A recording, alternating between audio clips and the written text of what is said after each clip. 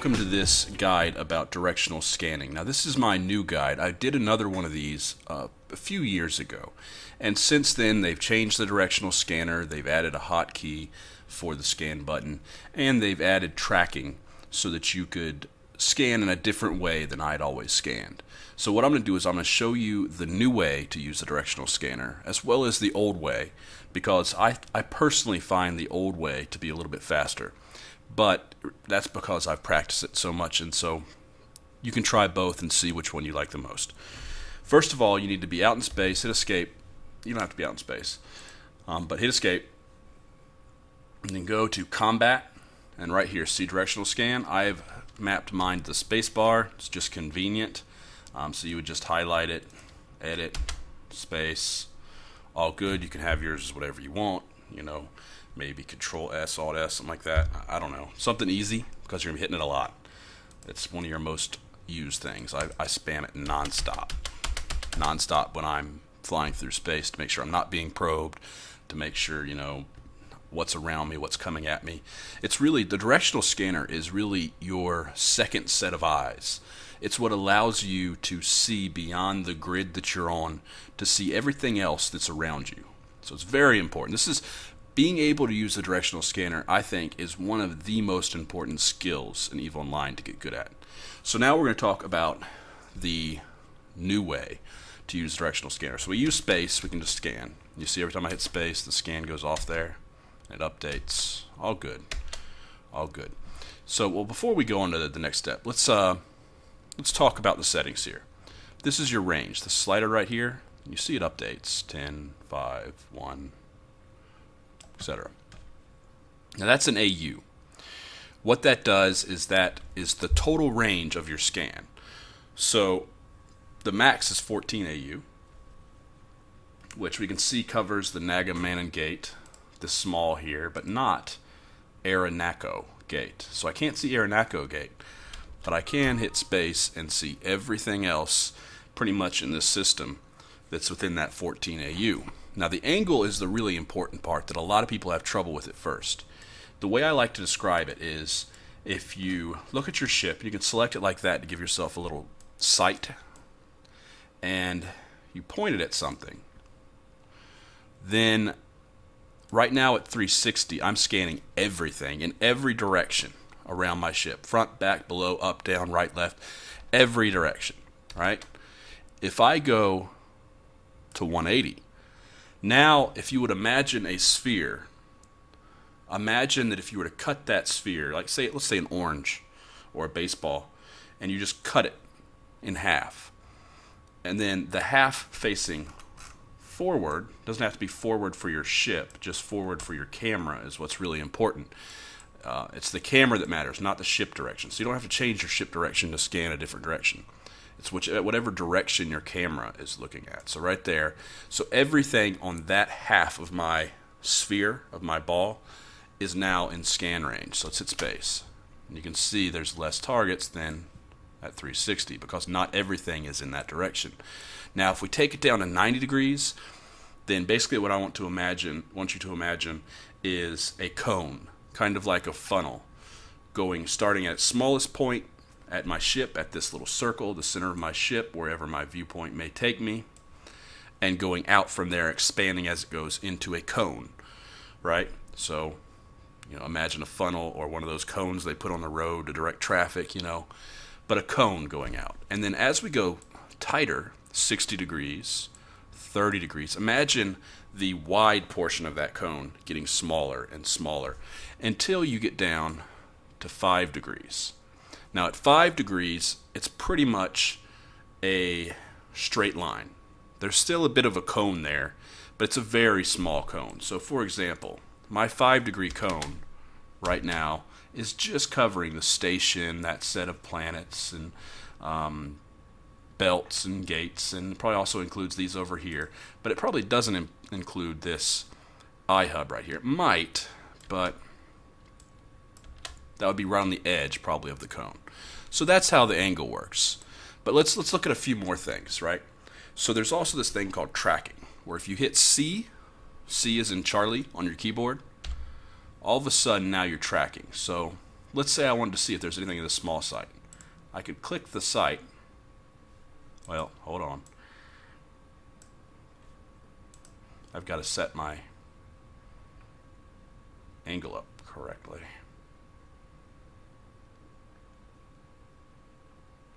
Right there. All right. So, drop it down to 5 degrees. Click the site, spacebar. Click the site, spacebar. Click the site, spacebar. Just over and over, repeat, right? So this is a very easy way. So if you're just getting started, this is super simple to do and allows you to scan with a pretty high degree of accuracy and see most of the things. You'd still use your mouse to kind of rotate it around and see if there's any sites you missed. Like I'm not sure if I did that one, so let's try that.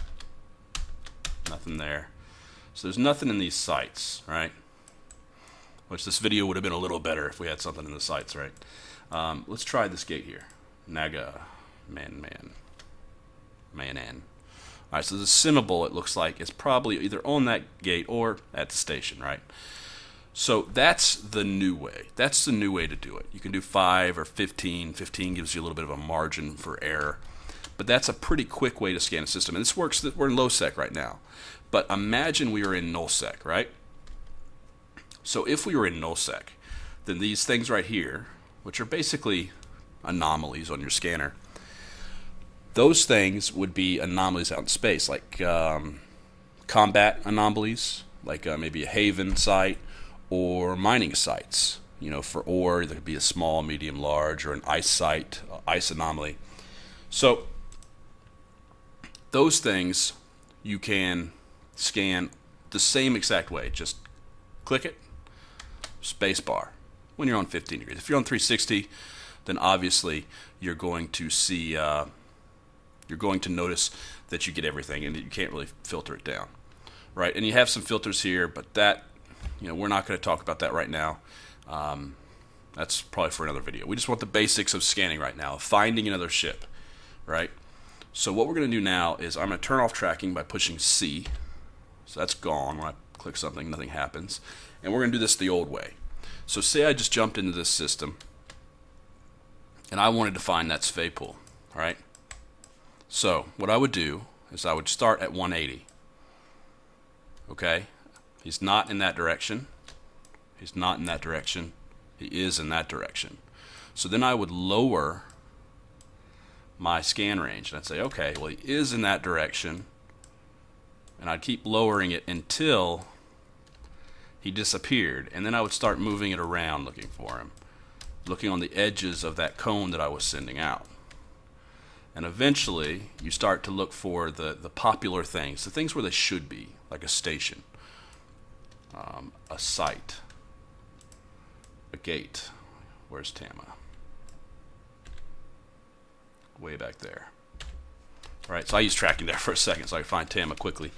But yeah, so now I see that Tama gate is clear, right? I can see that the station that's beside it is clear, right? If I wanted to check this asteroid anomaly, I just move my ship, scan. So that's the old style. The new style is going to be easier for most new pilots because the new style does most of the work for you. You just click something, push C, or if you already push C if you want, and you're good. Click it, spacebar, you're good. So that's really probably the easier way to do it. If you want to do it the old way and you don't mind having to put in a little bit of work towards it, then doing it like this will help. Now, if it's easier to do the new one, why would you even want to do the old one? Well, here's why. I have seen some very, very good PvPers, and I've watched them use their directional scanner, and because they have either never used the old way because they're newer players, or because they just kind of forgot how to use the new way, they are unable to find people who are not in common locations. So let's say that there was someone off at something that's not on your overview. Now, an example of that might be a mission out in space over here or something, like right there. you're going to really struggle to find that person if you're using the tracking camera and you're just doing that, and you're going to find, well, I can't ever seem to find this guy. Have it 15, obviously. I can't ever seem to find this guy. Where is he, right?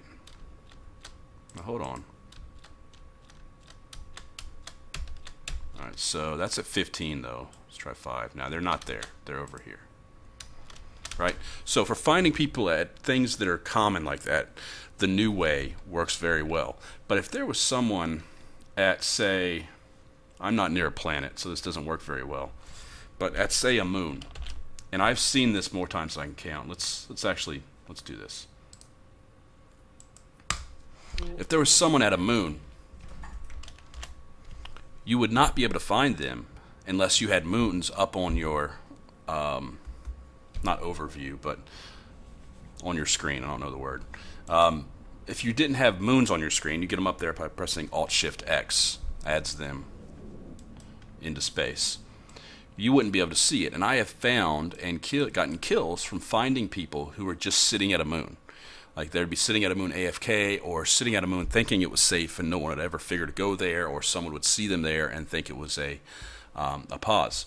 So, I mean, let's say that there was someone like right over here, right, and we had him on scan. You wouldn't find him with the new way of using directional scan, because most likely you're not going to have moons up, right? If you did, you would be able to find them. But the problem with having moons up all the time is it can cause a lot of clutter. So you usually don't want moons to be up all the time. You only want them up when you really need them. That's why Alt-Shift-X is really convenient. But it's good to know how to do both, is what I'm trying to say. The old way is what you can use if the new way fails you. So if you do a 360 and you see that there is a Cinnaball, and then you check every single anomaly, every gate, every station, and you can't find that Cinnaball, then you need to revert back to doing it the old way, which means you start by going to 180. If he's not there, you rotate 180, find him, drop to 90. If he's still there, drop again. If he's still there, drop again. If he's still there, drop again. And continue on until he disappears. Once he disappears, you got an idea, because you could just imagine that cone starting to drop each time you dropped it, and say, well, hey, maybe he's over there at that cluster, and he is. So those are the two ways of using your directional scanner. The better and faster you are at using your directional scanner, the more kills you're going to get. And you need to make a habit of just constantly hitting that directional scanner every couple seconds, so you know what's around you at all times. I used to say